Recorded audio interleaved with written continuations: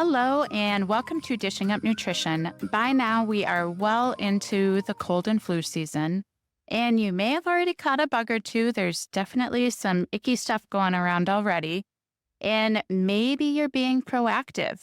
You're taking an extra vitamin or some sort of supplement to boost your immune system, or maybe you've stocked up on extra hand sanitizer. No matter what precautions we take, we still might end up fighting off a pesky cold or flu bug this time of year. And that's why we want to help you be prepared to handle whatever might come your way this cold or flu season using real food nutrition. And of course, you can use these tips if you have a family member that's sick as well. So take a moment to think about a time when you've been sick with a cold or flu bug. What foods do you crave? Or do you just lose your appetite altogether?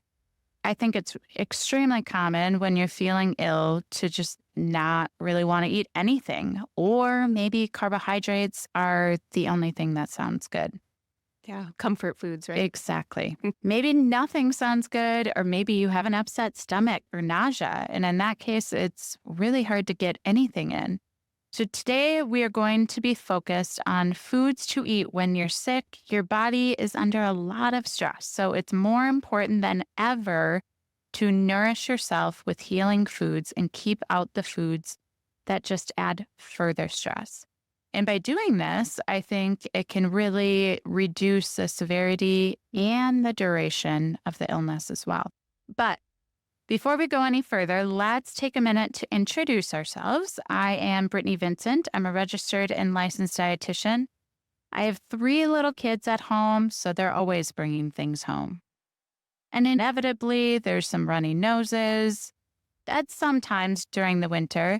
And for me, it is a high priority to stock up on foods and supplements that keep my family's immune system strong this time of year, because it really stinks to be sick. And then, it affects everything in your life. If you have to miss work or you're missing work to take care of a sick kid. So being proactive can be really beneficial. Joining me today is Brandy Burrow, who is also a registered and licensed dietitian. It's nice to be with you today, Brandy. Thanks, Brittany. I'm happy to be here. And you're right, this is the time of year where there's always something going around. And since I see clients in person at the office at least a few days a week, I'm really focusing on trying to keep my immune system strong with a good, balanced, real food diet. It's really common to visit with a client who comes in with a cough or the sniffles or their kids are sick. So it's important for me to do whatever I can to fight off all the germs that are brought into my office on a daily basis, especially this time of year. Yeah, I agree. So listeners, think about what foods you eat to boost your immunity. When you feel that first hint of a tickle in your throat or a fever coming on, what foods do you think of to eat? I know when I was younger, I would think of loading up on vitamin C. Yep. I'm sure that's probably the first thing that comes to many people's minds. What I knew about vitamin C is that we get it from orange juice. So when I was sick, I would drink a lot of orange juice. And honestly, even when I wasn't sick, I drank a lot of orange juice. And I thought I was just doing my body really good by getting a lot of vitamin C. Yeah, I think that's a pretty common idea when somebody gets sick, when they get the cold or a flu. Like, let's stock up on orange juice. It's like my health beverage to get me through this time. But orange juice and other juice brands, they love to advertise that their products are high in vitamin C. But all of these beverages are also really high in something else, sugar. So one single serving of orange juice, you think you can go to the convenience store and get like a little bottle of orange juice. It's about 11, 12 ounces. Well, that small single serve bottle contains about 36 grams worth of carbohydrates, which very quickly converts into about 9 teaspoons of sugar in the body. That's a lot of sugar. And I'm sure you're not just stopping at one. You're possibly having several big glasses of orange juice throughout the day. So triple that. a lot of sugar. And I would do the same thing, especially when I was younger. I would, that's something that my mom would bring me home. It's a big jug of orange juice when you're sick. It was actually kind of a nice treat. Yeah. But probably not doing me a lot of good at the time. No. Yeah, I agree. I would drink large amounts of juice when I was sick because I thought my body needed the vitamin C. And thinking of it in terms of what a real fresh orange would give you, a medium size orange contains about 20 grams of carbohydrate and also natural fiber. So you're not only getting less sugar, you're getting fiber and then some other nutrients that you get by eating the whole piece of fruit compared to the juice version. And then that fiber will actually slow down the sugar spike in your bloodstream. Right. So extra benefit there. Yeah, better for your blood sugar control because that fiber will kind of delay how quickly that sugar enters the bloodstream. And the reality is, back in the day, you and me both, and lots of people out there, by drinking juice, you're taking in so much sugar from that juice. You're actually causing your body even more stress than it's already under when you're trying to fight off a virus. So what does sugar have to do with your immune system? Well, again, sugar puts stress on your immune system. And in fact, anytime your blood sugar spikes, the white blood cells in your immune system will actually get suppressed for several hours. So basically, eating and drinking sugar is going to lower your immune function. Right. And so doing that while you're sick could actually make your illness worse. Right. Yeah, I think sharing that fact with clients really puts things into perspective, especially if they're trying to prevent getting a cold. Yeah. It's like sugar is something that's going to suppress your immune system for a few hours. So the more you can avoid that, the stronger your immune system will be all day. Yeah, it's really motivating. And so now, knowing better, I think it's a great idea to get some vitamin C, but I try to choose whole vegetables or whole fruits and sometimes an additional vitamin C supplement, and then just skip that juice altogether. The reality is we can get a lot of vitamin C through just vegetables alone. Right. Oranges and orange juice get all the attention for vitamin C, but there are actually a lot of vegetables that are much higher in vitamin C than oranges. So I would say some of the highest sources of vitamin C are things like bell peppers, broccoli, winter squash, cabbage, and leafy greens like spinach. Plus, they come along with all the antioxidants that they contain, and that's also going to help boost our immune system. And I do just want to mention that we don't recommend those processed vegetable juices. I think you see a lot of those kind of like smoothie type drinks on the shelf. It's a blend of a few different vegetables and fruits. They might look green, they might look orange, and they claim to give you like a full serving or more of vegetables. But what these bottled juices actually are is a very processed juice. So what they're doing is they extract all the juice from these fruits and vegetables, and they're leaving behind that fiber that we just talked about is so important for your blood sugar control. So what you're left with is a really high sugar drink in the end. Yeah. I'm glad you mentioned that. I used to drink those in college and thought I was just so healthy getting all those fruits and veggies in until I looked one day and there's over 60 grams of carbohydrates in one bottle. Wow. I have not drank one since then. Right? Yeah, 60 grams of carbohydrates. It can really lead to a big blood sugar spike. Yeah. Good takeaway here is your best bet is just to eat the whole vegetable, the whole fruit.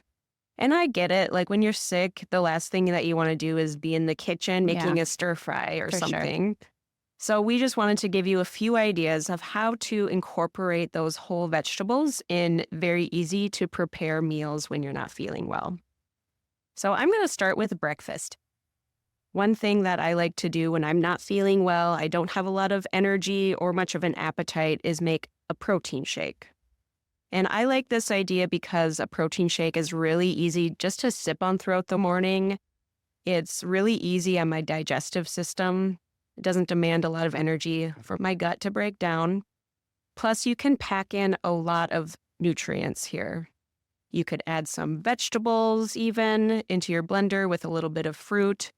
And I'll also use like a whey protein powder or a beef protein powder. So I have my protein and then add some kind of a healthy fat. Like I like canned coconut milk. That's my favorite. Yeah. So I'll just throw all of that in a blender and I have a balanced breakfast right there. So this covers all of my bases of protein from my protein powder, my carbohydrate with a little bit of fruit and maybe throw in some spinach, and then a little healthy fat with that canned coconut milk. So yeah, those veggies actually give me a little boost of nutrients. I like to choose something that's kind of neutral in flavor. Yeah.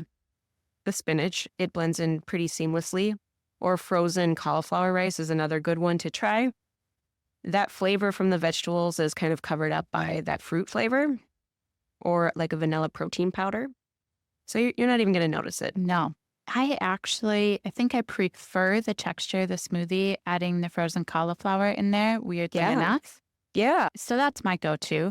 And then, if you're putting in the effort to throw it all in a blender, double, triple it. Yes. And then it's there if you don't feel good and you need something else to give you lots of nutrients. Exactly. And if nothing else, you can pop it in the freezer. That's right. For another day or week. And another thing you can kind of keep on hand, I generally always have at least 1 or 2 containers of the Key greens and fruit powder in my fridge. Right now, I think I have blackberry and chocolate. Those are my 2 favorites, actually. Yes, I like those too. Yeah. And the benefit of this is 1 serving has the antioxidant boost of 20 servings of fruits and vegetables. So even if, for kids, for that instance, if they're being picky about their vegetables, it's better than nothing. Right. And I do tell my clients on a regular basis, this does not replace eating your vegetables. It's just kind of extra. But I think when you're sick and like you said, making a veggie stir fry or something is just not super appealing. This is a really good go-to. Right. And you can add a scoop to a protein shake. I like the blackberry with just water. I think that's yummy.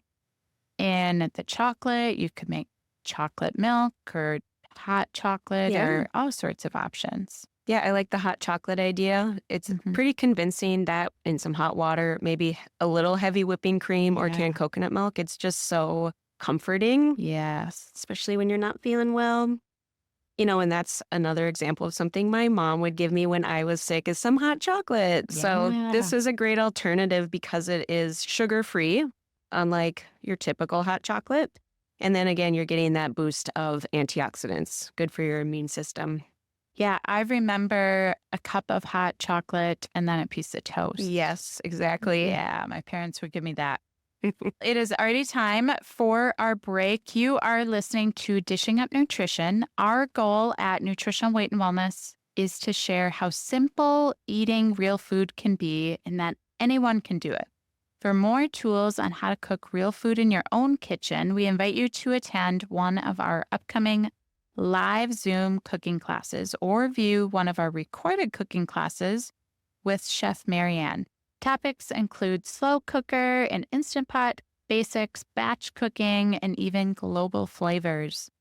If you want to step out of the box, no cooking skill level is required, and we promise you will leave feeling inspired to try some of these recipes on your own. And Marianne does a great job at just adding extra, really beneficial and interesting tidbits too. Yeah. You can find out more on our website, weightandwellness.com.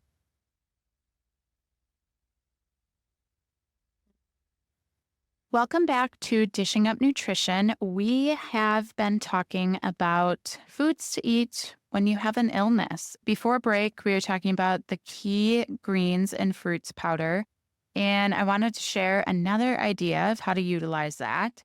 You can pour the key greens and fruit powder into water and then put them into popsicle molds. Yeah. Clever. So great for summertime, but also might be nice to have around this time of year because sometimes sucking on a popsicle sounds good if you have a sore throat. Yeah. And then, kids are happy because who doesn't love a They're getting a treat. popsicle? But then you're not getting tons of sugar and food dyes because the key greens are sweetened with monk fruit or stevia. So Yes. that would be another idea to try. And we do have some popsicle recipes I know on our website too, Hmm. and smoothie recipes. We talked about smoothies earlier, so weightandwellness.com, and you could check those out. Yeah, absolutely. I think that's a great tip for parents of young kids, especially, but anybody, I Yeah. think, would probably enjoy that. Another component that helps with the whole popsicle concept is hydration. Mm. And I think a lot of people tend to become dehydrated when they're sick. They're not really Yeah. focusing on their water intake. But drinking enough water at this time, it really helps your body kind of flush out whatever it is that you're fighting. So drinking the key greens in popsicle form or even just mixed in plain water can really help you push the liquids. Another tool that I use to help with hydration when I'm sick is an electrolyte powder. So when you're sick, it is very easy to become dehydrated, but also your electrolytes can get off balance Mhm. because maybe you're not eating quite as much. You're not getting like that sodium from meals and you're not drinking much. So I like to add a little bit of an electrolyte powder to my water bottle. One really good option, it is on the NutriKey.net website. It's called Cinerplex. I like this one because it's basically flavorless. You don't even notice that it's there. So it's really easy to drink, but you're replacing some of those crucial electrolytes. I think this is especially important if you're dealing with maybe a GI bug, if you're experiencing looser stools or maybe even vomiting, because you are losing so much hydration. You got to replace what you lost. You could also, if you're doing the key greens and water, you could throw that electrolyte powder in Hmm. there as well. Perfect.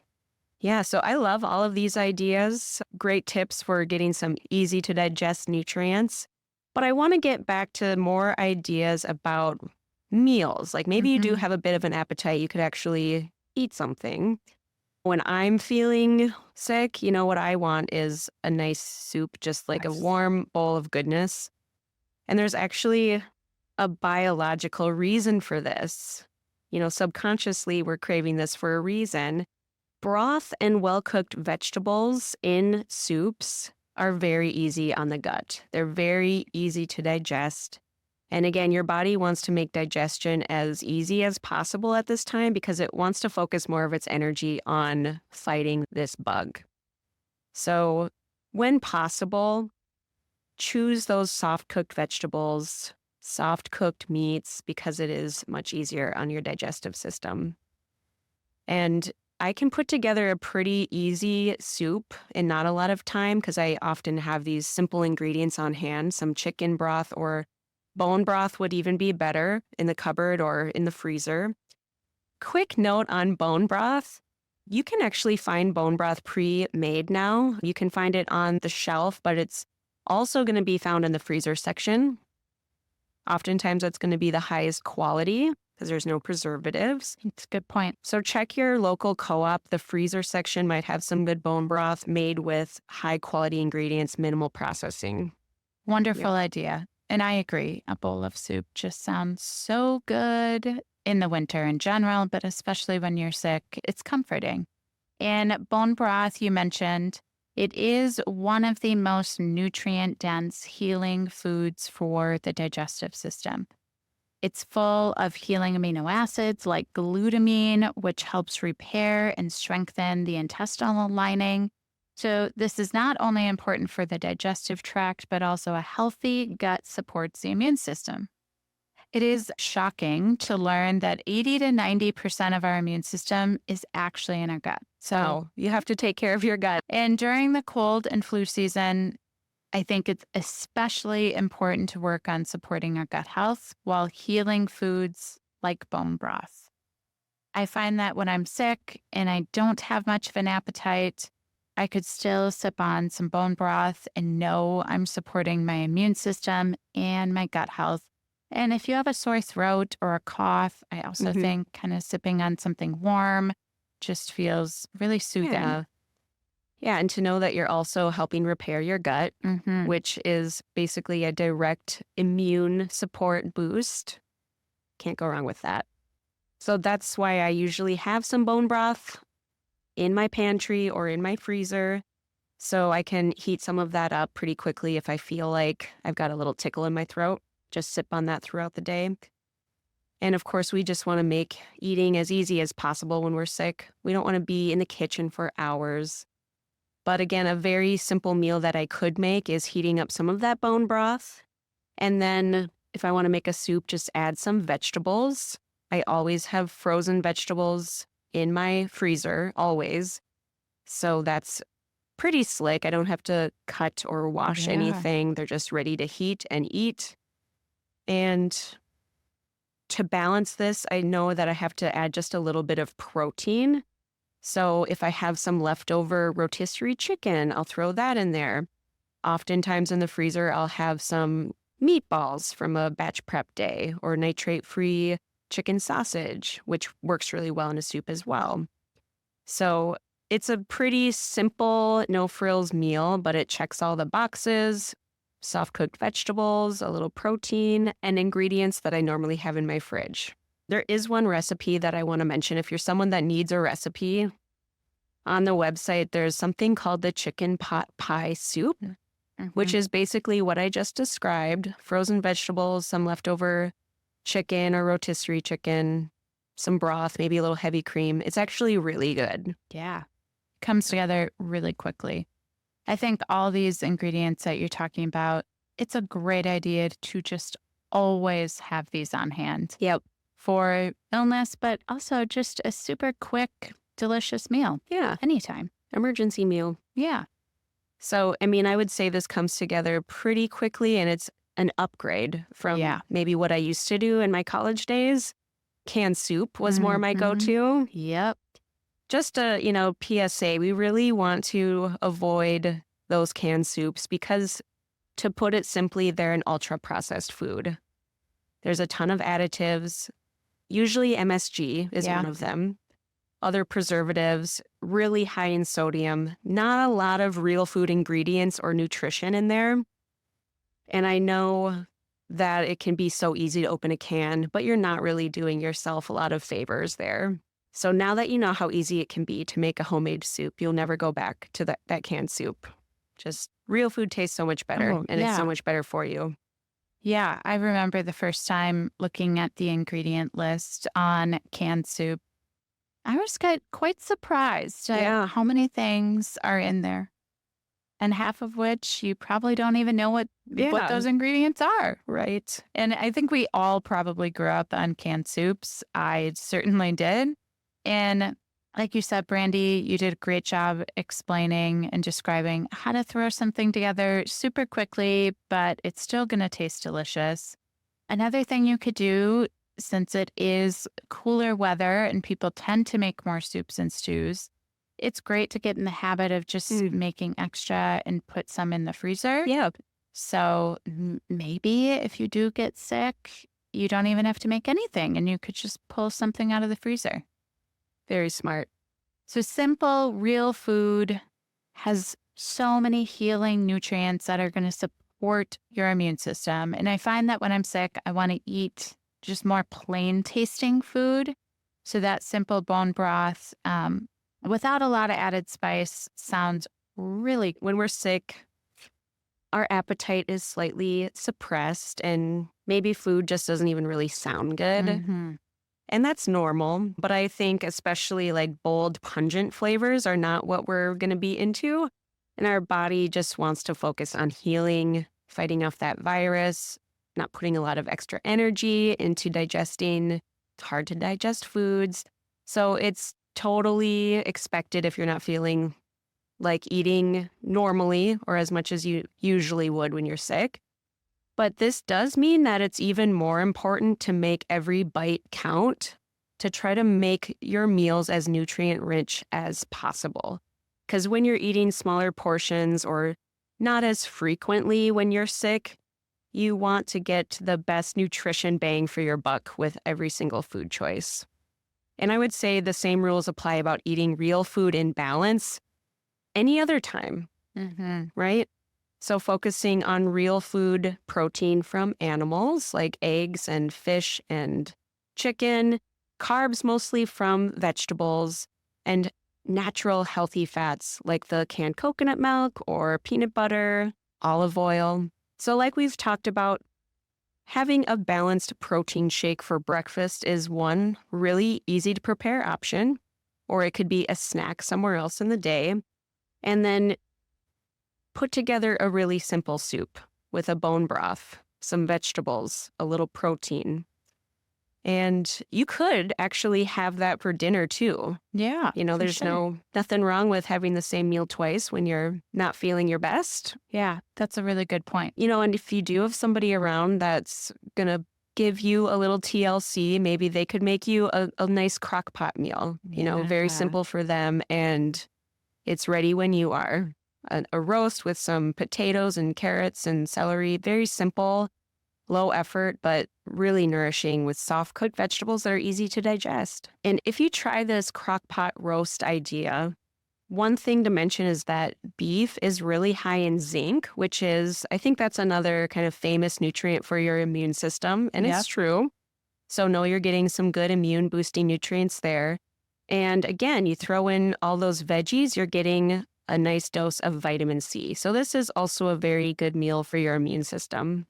Another quick meal, anytime really, but especially when you're not feeling well, eggs. Yeah. You can throw together eggs so quickly. Yes. And add some frozen veggies in there. Or if you have a container of spinach, your healthy fat, could be butter. Maybe you top the eggs with some avocado, have some fruit on the side. Perfect. Yeah. Simple. So simple. I mean, that would probably take 5 minutes to prepare. Yeah. And again, easy to digest too. Yes. While we're talking about this, I have been thinking about this is really not what I learned when I went to school to become a dietitian. And I remember the standard diet for when you're sick was called the brat diet. Yes. That's coming back to me now too. Yep. And you still hear about it today, but what it stands for is bananas, rice, applesauce, and toast. Carbs, carbs, Yes. carbs. Sugar, sugar, sugar. Yeah. These foods are all on the bland side in flavor. They're soft, so supposedly they're easy on the stomach when you're sick. However, this is not the approach that we would recommend because these foods are all very high in carbohydrates. And again, like Brandy mentioned, all of those carbohydrates are going to break down to sugar, and then that sugar is a burden on our immune system. So it's going to reduce our immune system and possibly affect the severity and the duration of the illness. So yes, bananas are of course a real food. Applesauce with no added sugar, totally fine to have. Yeah. We just want to balance those out. Right. So adding some nut butter or some canned coconut milk mixed in the applesauce. And there's definitely other options. But the brat diet philosophy is outdated and really not what we would recommend. Yeah. Yeah. And I think the point that we really want to reiterate is that when we're sick, we especially want to be taking additional stress out of our body. But all of those foods, like the toast and the applesauce and the rice, it's sugar. It's sugar. It's putting stress on our body. What we need to be doing is nourishing our body with more real foods. So still maintaining a good balance of protein, like the eggs you just mentioned, with some real food carbohydrates that have the antioxidants we need from colorful fruits and vegetables, especially those soft cooked veggies, which is going to reduce the stress on your digestive system when you're sick. And easy to digest natural fats like butter, olive oil, coconut oil, little avocado. And again, it's okay if when you're sick, you don't have a normal appetite. It's more important to just try to get quality food over quantity when you're fighting off a bug or a virus. All that being said, this is where supplements are also a big help when it comes to getting in an extra dose of vitamins and a little support for your immune system, especially if your appetite is low. We mentioned earlier how the key greens and fruit powder is a really great immune boosting supplement, and it comes in especially handy when you are dealing with sick kids. It's an easy one, but there are lots of other options to keep in your medicine cabinet. And I also want to mention, eating real food, like Brandy just described, Yeah. it's going to boost your immune system and prevent illness. I hear that frequently from clients. Since I changed my food, I'm not getting sick as frequently. So that's something else to keep in mind, just to be preventative too. Yeah, it's not a reactive diet. This Yeah. could be your life. Yeah. So let's share some key supplement ideas for when you're sick and just want a simple plan. And these are all things I keep in my supplement cabinet for when I or someone in the family starts to come down with something. I always like to start with a good vitamin C. I have a liquid vitamin C. You can get a liposomal one. Liposomal vitamin C is designed to be highly absorbable, so it won't cause stomach upset like other vitamin Cs made without ascorbic acid. Depending on the age of your child, this may be able to be given to them, or you could get a separate vitamin C liquid for your kids too. Yeah, I like that idea. Another one of my tools that I keep in my immunity arsenal is making sure I'm supplementing with vitamin D3 all year round, but especially around this time of year during cold and flu season. To know how much to supplement, I always get my vitamin D checked at least once, if not twice a year. I'm aiming for my blood level to be somewhere between 50 and 80 nanograms per milliliter. And during the cold weather months, just to maintain that level, I take at least 5,000 international units every day. When I am sick, I may actually increase that for a short amount of time. Yeah, so I do that too. Yeah. Mm-hmm. So I might be taking 10,000 international units a day when I'm sick. And when I was younger, I did not know the importance of vitamin D and how critical it was for your immune health. I probably didn't even get my vitamin D tested until very recently, a couple years ago. So I had no idea where I was. But now I make sure that I am taking it daily, even throughout the summer, along with that real food diet. And I have to say, I barely get sick. One other thing that I like to add into my supplement routine when I feel like I'm coming down with something is some zinc. And I do take our NutriKey zinc. It has a bit of a higher dose, 54 milligrams per capsule. But I do think this is a great thing to add just to give yourself a boost in times of need. And then I'll just kind of cycle off that. It's not something I take every day, but it does help. Is there anything you like to add on top of this for your immune protocol? We talked about gut health. Probiotics can be really Definitely. helpful. And then I usually take extra too if I feel like I'm getting sick or somebody in the family is sick. Just, again, short term to try to boost my immune system. Well, we hope you found this discussion helpful and that you're inspired to stock up on some key real food and supplement essentials to keep in your kitchen and your medicine cabinet for this cold and flu season. As always, our best support offered is meeting with one of our nutrition, weight, and wellness dietitians one-on-one. We take the time to get to know you and your individual needs and come up with a real food eating plan that works for you, your body, your lifestyle. So don't wait until you get sick to focus on your health. Learn more about our classes and counseling at weightandwellness.com or call us at 651-699-3438, and we look forward to meeting with you. Thank you.